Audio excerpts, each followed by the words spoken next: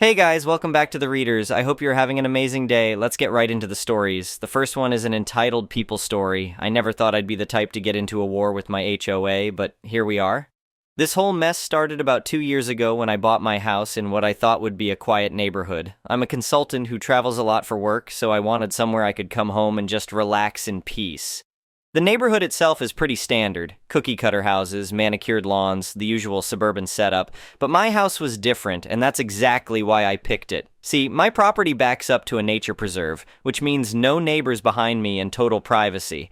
The previous owner had installed this amazing pool setup. We're talking a custom kidney-shaped pool with a waterfall feature, built-in spa, and professional landscaping around it. The whole backyard was fenced with 8-foot privacy fencing. It was like having my own private resort. The community pool, on the other hand, was just a basic rectangular thing that looked like it hadn't been updated since the 1980s. I paid premium for this house specifically because of that pool and the privacy. The HOA fees were steep. We're talking $400 a month, but I figured it was worth it since I'd have access to all the community amenities too, even though I knew I'd probably never use them. That's where she comes in, the HOA president.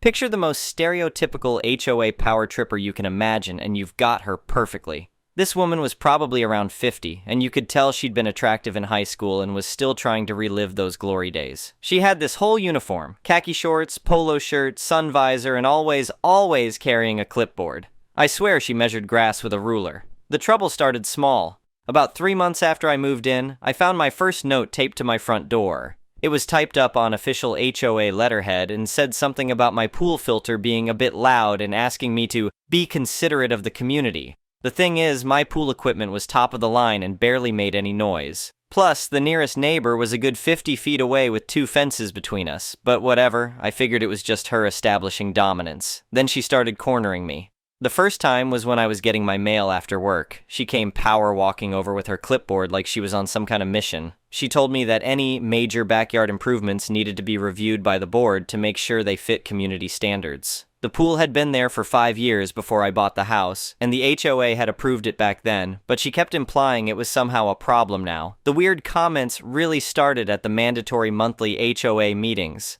These things were basically just her holding court in the community center, going over rules and complaints. But she kept talking about underutilized assets and sharing community resources. Every time she said it, she'd look right at me. It was creepy, but I just assumed she was your typical busybody who didn't like that I kept to myself. Looking back, I should have seen the signs. She was always asking neighbors about my travel schedule. When I'd come back from business trips, she'd make comments about how quiet my house had been. I thought she was just being nosy, but she was actually gathering intelligence. The breaking point came last summer when I had to fly to the West Coast for a week-long conference. This was a big client presentation, and I'd been preparing for months. My house was completely secure, all the gates were locked, security system armed, and I had cameras covering every angle of the property. I'd invested in a pretty serious setup after some break-ins in the area. I was 3 days into the trip, sitting in a client meeting, when my phone started buzzing with security alerts. At first I ignored it. Sometimes the system would trigger if a delivery truck parked too close to the driveway sensor, but it kept going off. So during a break, I pulled up the live camera feed on my phone. I couldn't believe what I was seeing. My backyard, my private, locked backyard was absolutely packed with people. We're talking at least 40 strangers, adults, teenagers, little kids. It looked like a neighborhood block party, except it was happening in my yard. The HOA president was right there in the middle of it all, lounging in my expensive teak patio chair like she owned the place. She had a sun hat on and was drinking something out of one of my own glasses that she'd apparently taken from my patio bar. Kids were doing cannonballs into my pool, splashing water all over my custom stone decking. Some guy I'd never seen before was using my gas grill, cooking burgers like he lived there.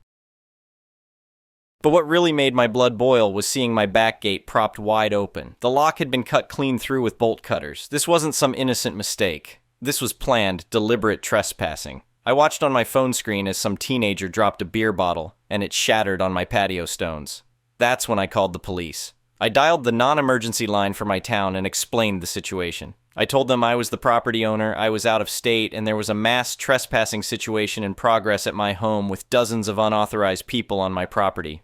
The dispatcher said they'd send someone right away. I couldn't focus on the rest of my meetings. I kept checking the camera feed, watching these strangers trash my property. The HOA president was actually giving some kind of speech to the crowd at one point, gesturing around like she was showing off her own backyard. By the time the police arrived about 45 minutes later, I watched the whole thing unfold on my cameras. 2 patrol cars pulled up and the officers walked around to the backyard. I could see the HOA president talking to them, waving her arms around and pointing at things. The cops were taking notes, but they weren't arresting anyone. After about 20 minutes, everyone started packing up and leaving. I called the police department afterward to find out what happened. The officer I spoke to said the woman claimed it was an official HOA community event, and that she believed the pool was a community asset that all residents should have access to. He told me it was being treated as a civil matter since no one was still on the property when they arrived. I cut my business trip short and flew home the next morning. The damage was worse than I'd imagined. My pool was a disaster. There were food wrappers floating in it, along with beer cans and what looked like someone's lost swimsuit. The pool filter was completely clogged with trash and other things I don't want to think about. My patio furniture was stained with food and drinks, and there were cigarette butts ground into my outdoor carpet. The gate lock was completely destroyed, hanging there in pieces. The fence itself was damaged too. Someone had apparently tried to widen the opening and bent the chain link out of shape. There were footprints in my flower beds and trash scattered all over my yard. I took pictures of everything and called my insurance company, but they said vandalism and trespassing damage wasn't covered unless there was a police report with charges filed. Since the cops had treated it as a civil matter, I was on my own. The cleanup and repairs cost me almost $8,000. New pool equipment, professional pool cleaning, fence repair, gate replacement, furniture cleaning, it all added up fast. But the money wasn't even the worst part. It was the violation of privacy, the complete disrespect for my property and my rights. I got a copy of the police report, and reading it made me even angrier. The HOA president had told the officers that I was being selfish with community resources and that she was helping facilitate neighborhood unity. She actually claimed that because I paid HOA dues, my pool was somehow partly owned by the community. Armed with the police report and my repair bills, I decided to pay her a visit. She lived just 4 streets over in one of the smaller houses. Apparently, being HOA president didn't pay as well as she thought it should. When I rang her doorbell, she answered in her usual uniform, polo shirt, khaki shorts, and that stupid visor. The moment she saw me, her whole demeanor changed. Instead of looking guilty or apologetic, she got defensive. I told her I had the police report and the repair bills and that she needed to pay for the damage from her unauthorized party. She crossed her arms and glared at me like I was the one who'd done something wrong. She said I was being incredibly selfish and that so many children in the neighborhood would love to use that pool. She went on about how when you live in an HOA, you agree to be part of a community and share resources for the greater good. I told her again that she needed to pay for the damages, and that's when she completely lost it. She started screaming that I couldn't award resources, that my pool was practically a community pool anyway. Then she yelled the line that still makes my blood pressure spike. That's my pool, not our pool, not the community's pool, my pool, like she personally owned my property. She wasn't just entitled. She was completely delusional. She genuinely believed she had the right to break into my home and claim my property as her own. The police had called it a civil matter, which meant the law wasn't going to help me get justice. I realized I'd have to get creative. I hired a lawyer and sent a certified letter to the HOA board demanding payment for the damages and formally notifying them of the trespassing incident. I figured maybe the rest of the board would be more reasonable than their president. Boy, was I wrong. 2 weeks later, I got an official response from the HOA board. Not only did they refuse to pay for any damages, but they actually had the nerve to formally censure me for hostile behavior toward community leadership and failure to embrace community resource sharing. They were doubling down on the crazy. That's when I got mad. Really mad. This wasn't just about one power-hungry neighbor anymore. This was about a hostile board that thought they could steal my property and then punish me for complaining about it. I spent the entire next weekend digging through public records online. The county assessor's website had detailed maps and ownership information for every parcel in the county. I started with my own house just to make sure I understood how to read the data, then expanded out to look at the whole neighborhood. Most of the lots were straightforward, individual homeowners with clear property lines. But when I got to the large parcel that contained the HOA clubhouse, community pool, and parking lot, something weird showed up. The owner wasn't listed as Pine Ridge Estates HOA or anything like that. It was listed as City of X Municipal Holdings. That seemed odd, so I clicked deeper into the records. That's when I found it. A 25-year land lease agreement between the city and the HOA, signed 24 years and 9 months ago. The HOA didn't own their own facilities. They were renting them from the city. My heart started racing as I checked the lease expiration date. It was in exactly 60 days. I dug deeper and found something even better. Because it was public land, the city was required by law to post any lease renewals or property sales for public comment. I found the notice buried on the county's website. The land was scheduled for their quarterly public surplus property auction in 3 weeks. Apparently, the HOA had forgotten to file for lease renewal. Or maybe they just assumed it would automatically renew. Either way, they were about to lose everything, and they had no idea. I spent the rest of that Sunday researching municipal land auctions and real estate law. The more I learned, the more excited I got. This was perfect. But I couldn't just show up to the auction as myself. If anyone connected the purchase to me, they'd know exactly what was happening. I needed to be smart about this. First, I called my lawyer and had him set up an LLC for me. We went with something generic and professional sounding.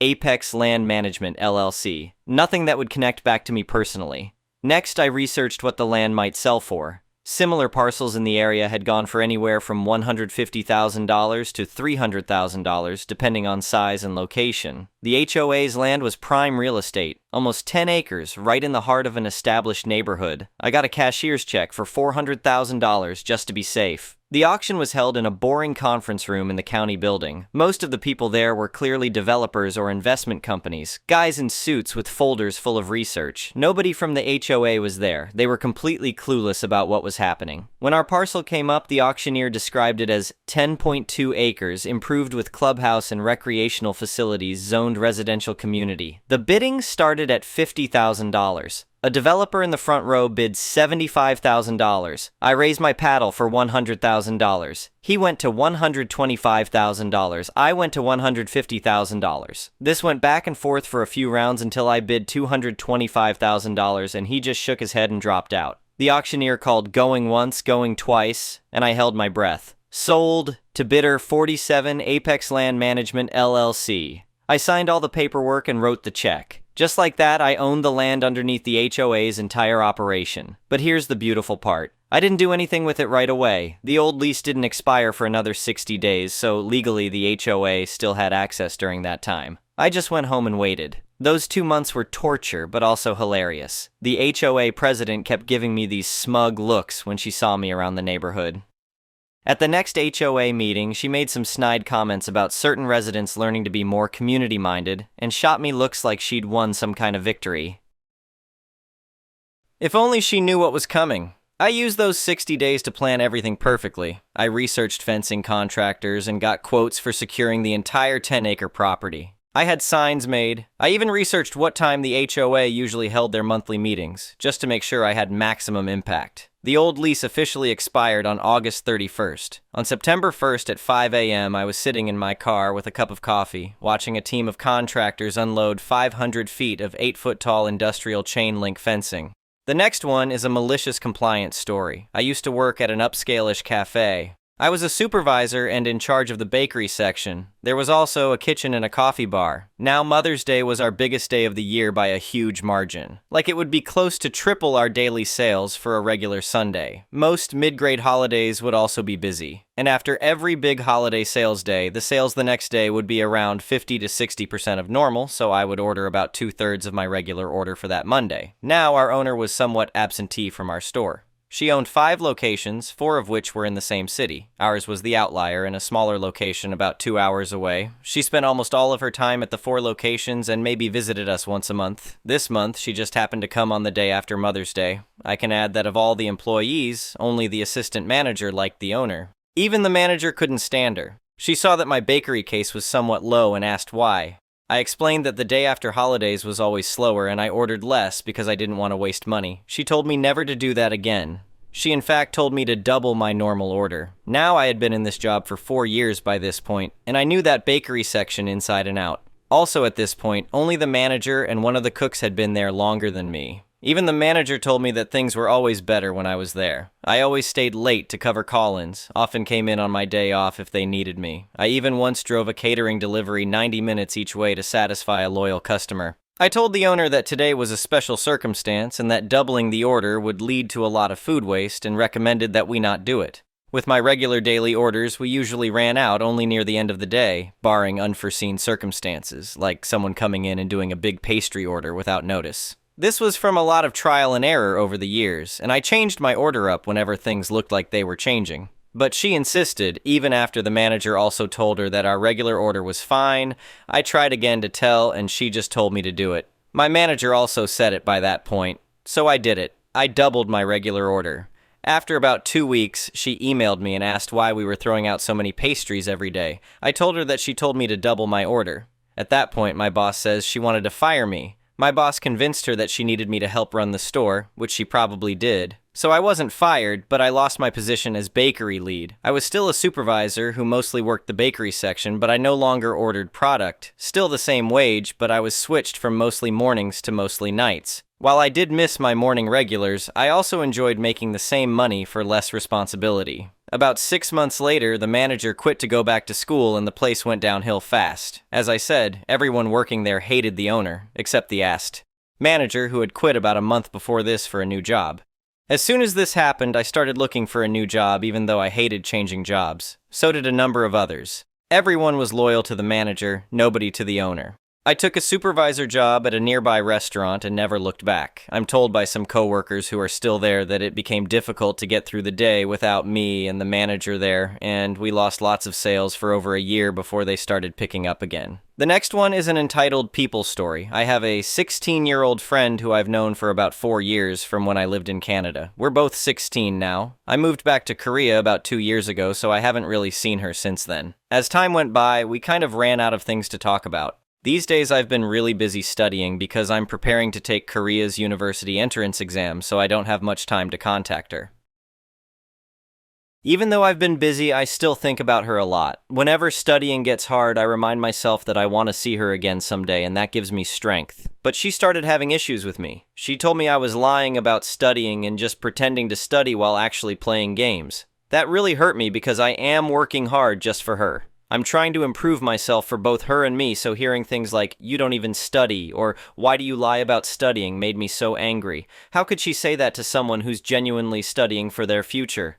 On top of that, she talks to me like she's trying to teach me or prove me wrong all the time. Whenever I say something slightly off, she literally asks AI if I'm wrong and then mocks me about it. That made me lose so much respect for her. Then there was the catfish thing. I rarely post selfies, maybe once or twice a month on Instagram stories. One day she saw my photo and called me a catfish, saying that I looked totally different in real life. I was furious, but I held it in and just left her on scene. She also got mad at me for not posting selfies on Snapchat anymore. I used to post my face for the Snapchat streak, but lately I just send random pictures like my wall, my figurines, or some drawings because I don't feel like taking selfies every day. Then she got angry and said, "Why don't you post your face anymore? You're pretty, why not show it?"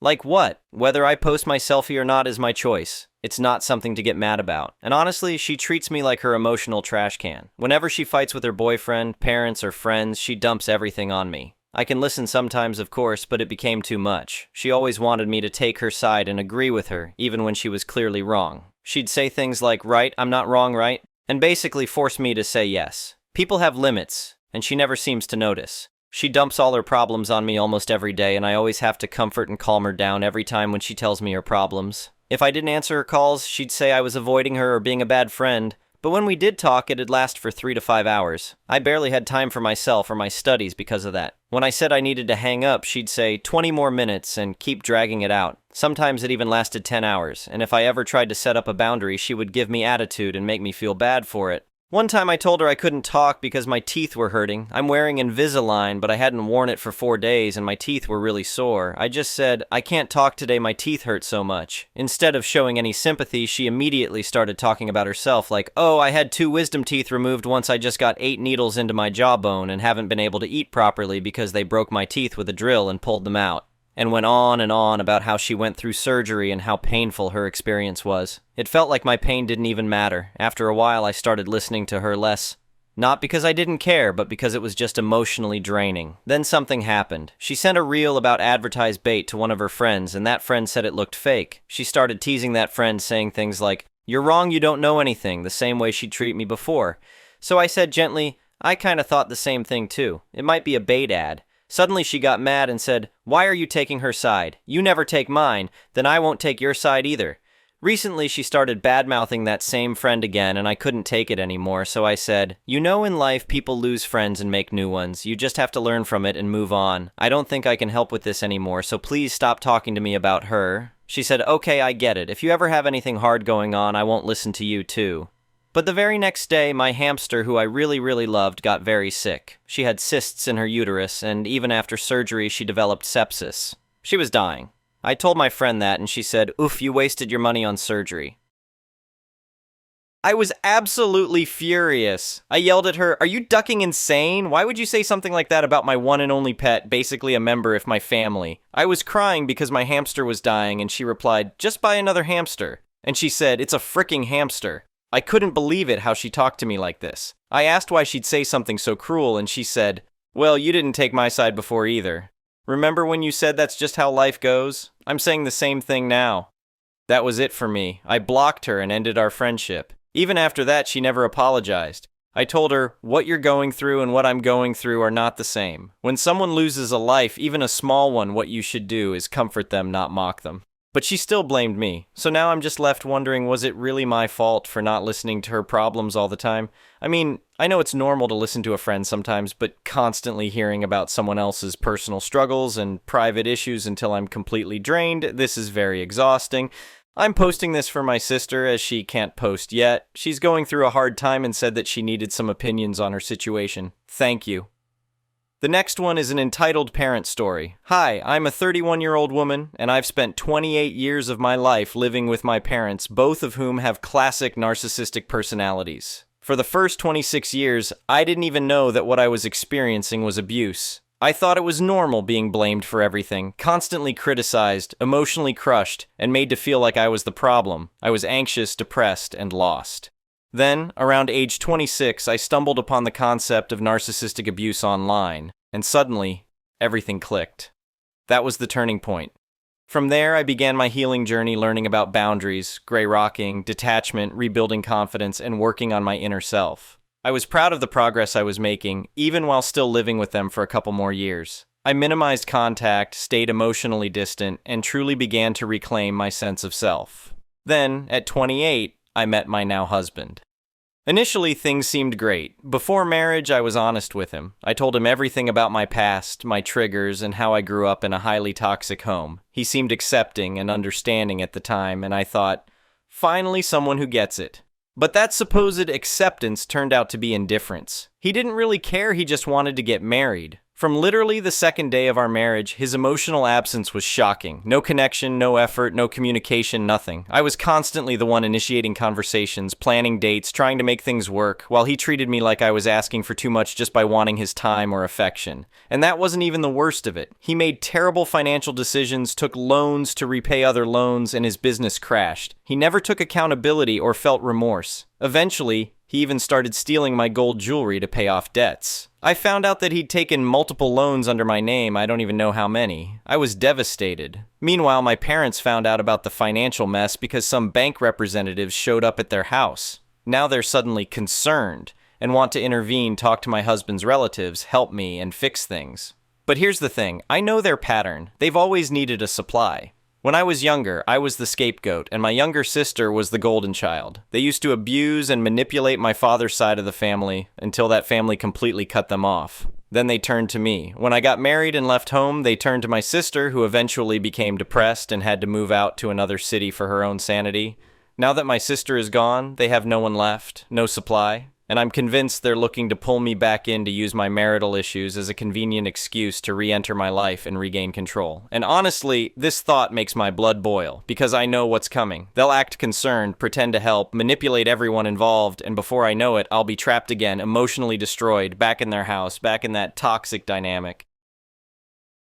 Lately, I've been feeling this uncontrollable urge to tell them everything to their face, to call them out, to tell them exactly what kind of parents they've been, to expose their motives, and to finally say, I see through you now, and I'm not falling for this again. I've held back my entire life because it was never physically safe to speak up. My father used to verbally abuse me for hours, standing in front of me for 2-3 hours, hurling the most degrading insults and sometimes getting physically violent. But now, I live far away, thousands of kilometers away, and I'm physically safe for the first time. So, I want to ask, is it worth it to confront narcissistic parents once and for all? Should I tell them what I know and let out everything that's been boiling inside me? Or should I stay silent and protect my peace, knowing that confronting them will only feed their need for drama and control? Part of me wants to show them that I see through every move they make, that I'm no longer the scared little girl they used to break down. Also, there's another layer. If they start interfering in my marriage, my husband might finally see that he can't take me for granted anymore. But that could come at a heavy cost too, because they can destroy lives and relationships when they want to. I'm torn between finally standing up for myself and protecting my peace. Any advice, strategies, or even shared experiences would mean the world to me. Anyway, thank you for watching.